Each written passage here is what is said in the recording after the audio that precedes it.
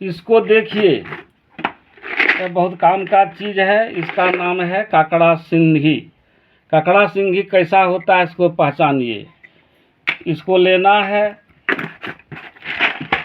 और यह है बंसलोचन। बंसलोचन देखिए किस तरह होता है। यह है बंसलोचन 1 नंबर। इसको भी लेना है। अभी दवा बनेगा ये। और इसका नाम है पीपली।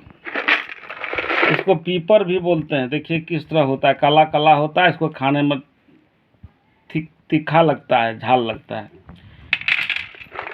और ये तीनों को ले करके पूरा महीन उसको पीस करके पाउडर बना लीजिए।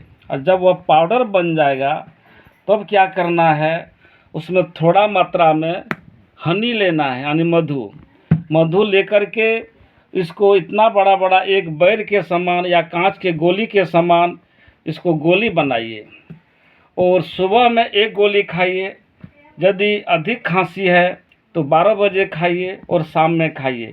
ऐसा अगर 2 दिन 3 दिन खा लेते हैं तो आपका क्या होगा, जो पूरा खांसते खांसते नर्वस हो गए हैं, थक गए हैं, और नहीं तो कुकुर खांसी पकड़ लिए हैं, ऐसा खांसी जो एक बार खांसिएगा तो दम नहीं ले पाइएगा, लगेगा कि अब हम हार्ट फेल हो जाएंगे। इसके बाद उसका फिर सांस खुलता है और सांस ले पाता है।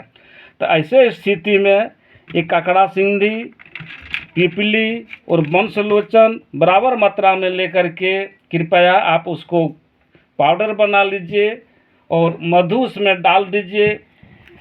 चाशनी जैसा बन जाएगा, फिर उसको गोली बना लीजिए और उसको खाइए। विश्वास कीजिए, खांसी कितना पुराना से पुराना है, जड़ से खत्म हो जाएगा।